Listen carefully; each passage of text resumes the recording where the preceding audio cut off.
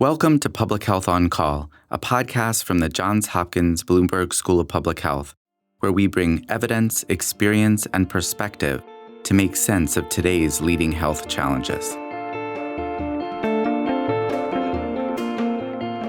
If you have questions or ideas for us, please send an email to publichealthquestion@jhu.edu. That's publichealthquestion@jhu.edu for future podcast episodes.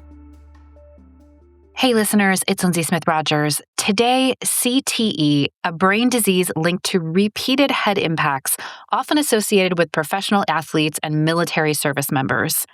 Boston University researcher Jessie Mez joined Stephanie Desmon to discuss the public health questions around CTE, such as better diagnosis and what can be done to prevent it, starting with young athletes and thinking more broadly about safety in professional sports. Let's listen. Jessie Mez, thanks so much for joining me. Thanks for having me. I wanted to start simple. How do you explain CTE to someone outside medicine? CTE is a neurodegenerative disease, not unlike Alzheimer's disease. The same type of protein, tau protein, accumulates in Alzheimer's disease as it does in CTE, but the pathology has a different pattern. So we see it at the folds, the depths of the folds of the brain, and we see it around blood vessels. And it looks very different in terms of the distribution compared to Alzheimer's disease. Is it a disease that everyone should be worried about, or is it just certain people?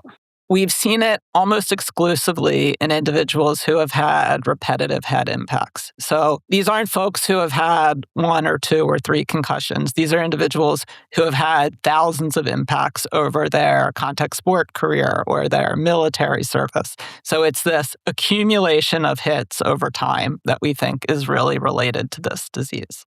And that's sort of a new discovery, isn't it? It's a new discovery in that this disease has been described going back to the 20s in boxers. And then it was described for the first time in a professional football player around 2005. So if you think about it that way, these are all individuals who have had lots and lots of hits. But making that direct connection that it's this dose-response relationship, the more hits you have, the bigger your risk, I think is a more recent finding. I think it's important to know who is at risk and who is not, right?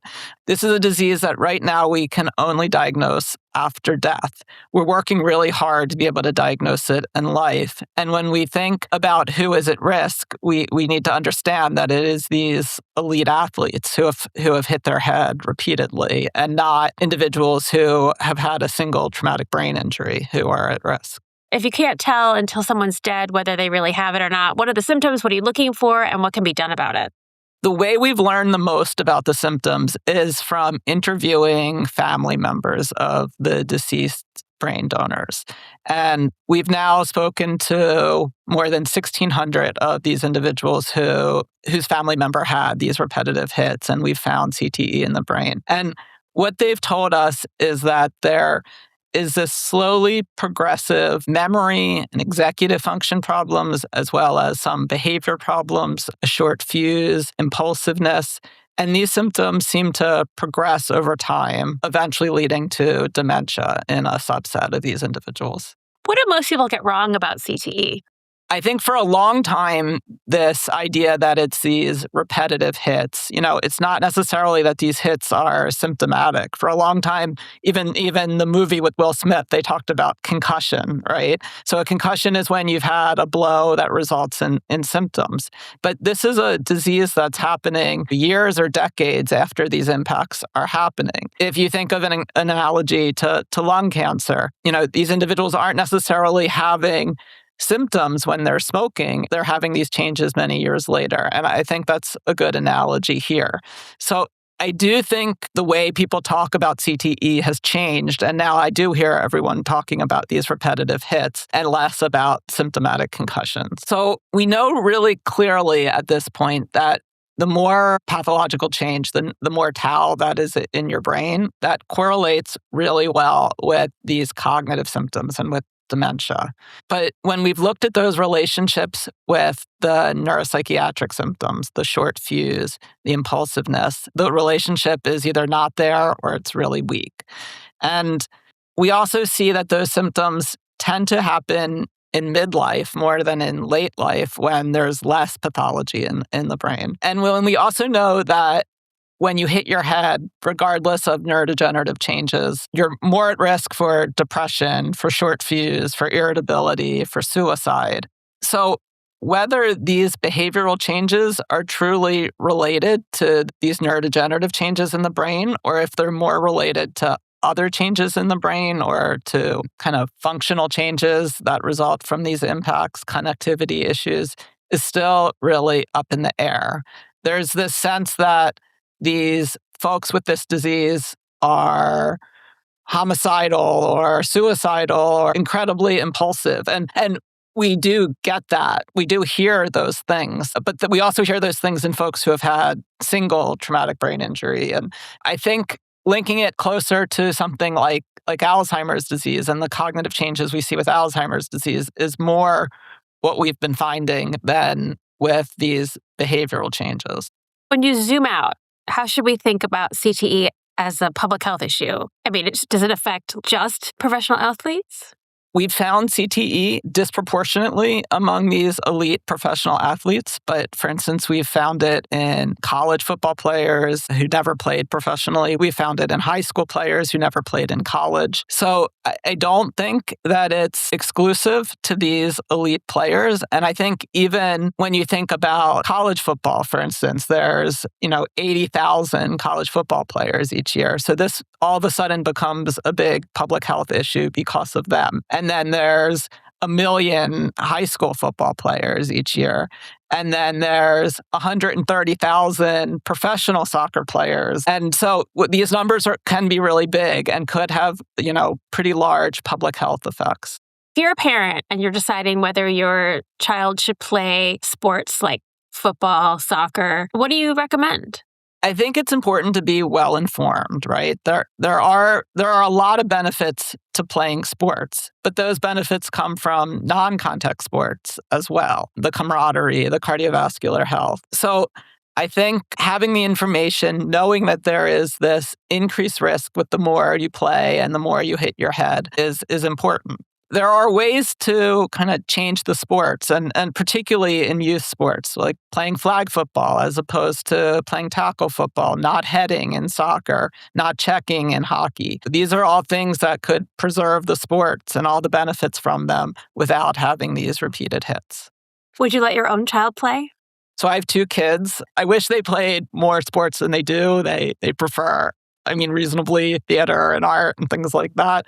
But I do really see the benefit of the cardiovascular piece from non-contact sports, but I wouldn't let them play contact sports if they were at all interested.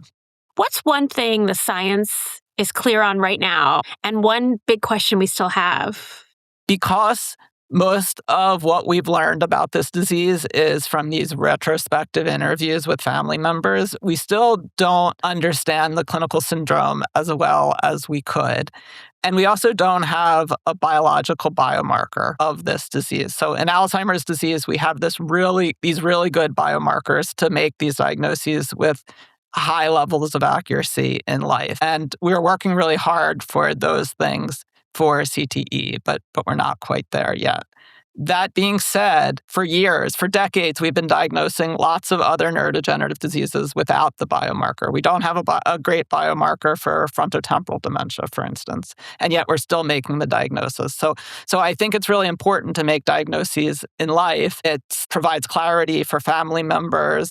I found in my clinic that the psychoeducation piece talking about the fact that this appears to be a pretty slowly progressive disease and you can have a really productive life even with some of these changes. That takes away sort of this fear factor. There's stigma, I think, around it that we shouldn't be diagnosing it because it's got this death sentence. But, people approached cancer, they approached Alzheimer's in the past in the same way. And I think we should approach CTE like that as well. How important is this fear factor? Is it similar to Alzheimer's in a way? I think because we've talked about Alzheimer's for a longer period of time, I think the community has become more comfortable with it. There's complexity as well because sports are so ingrained in our culture and they're so important to a lot of folks. And there are big financial and cultural benefits. So I think folks are reluctant to talk about it for that reason too, because they love it so much. I have a friend who stopped watching NFL football because of this risk, because of all the concussion risk and the CTE risk. I am a football fan myself, and I know that some of the players, very small number of them, use these special guardian caps over their helmets that are supposed to protect them better. Can you tell us what those are and whether they're doing enough? Right. So we know that these injuries are largely related to rotational forces. And the guardian caps probably do help a little bit with respect to that. I don't think that they are the silver bullet here. I think it's really reducing the number of impacts as opposed to trying to use equipment as a way to fix this problem. So how do we reduce those impacts in a game like football, which is all about impact? I think football is the hardest to change, but I think reducing hits or not having hits in practice, making seasons shorter, playing flag football among youth players, I think are all things that can be done. And of course, the NFL wants longer seasons because they can make more money that way. What are you as a researcher focused on right now? We're really interested in making these diagnoses in life, right? In 2021, we proposed a set of criteria to diagnose it in life based on the data that we did have. And we have since applied those criteria to brain donors who were at risk. And we have some exciting findings related to those criteria, and they're under review right now. So I'm hopeful that they might lead to diagnosis in life. I think even with those criteria, we don't have that biomarker, and that's an important piece. And we haven't followed these individuals prospectively in life for long enough to really have a sense of how this disease progresses over time.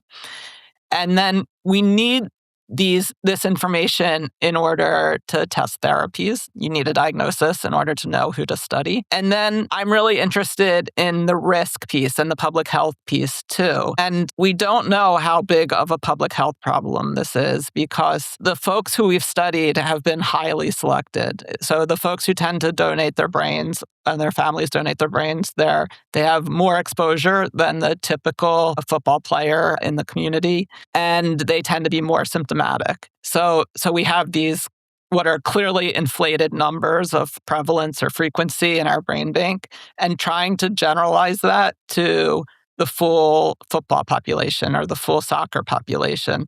We're using a lot of neat approaches, trying to understand what this means for the general population. What kind of approaches? So causal inference approaches, so things like inverse probability weighting. Can we look at the characteristics of our brain donors and how similar or different are they to the general population of players, and then weight our players so that players that are more like the general population get counted more than the individuals who are unlike the general population. We also have some new geospatial data, so how frequently people are playing football across the different counties in the United States, and we have similar data on dementia risk. So we're looking to see if there are these geospatial differences because the patterns of playing football are really different in different parts of the country. So I'm hopeful that with all of these different approaches that we can get a sense of how big this problem is. Jessie Mez, thank you so much for joining me. Thank you. It was great to be here.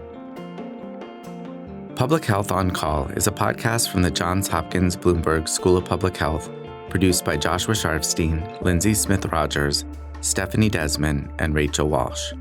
Audio production by Michael Bonfils, Matthew Martin, and Philip Porter, with support from J.B. Arbogast, Spencer Greer, and Chip Hickey. Distribution and social media by Rachel Walsh, with support from Nick Moran and Brianna Iacovelli. Follow us on Instagram and Blue Sky at Public Health Pod for more public health takes and special content. If you have questions or ideas for us, please send an email to publichealthquestion@jhu.edu. That's publichealthquestion@jhu.edu for future podcast episodes. Thank you for listening.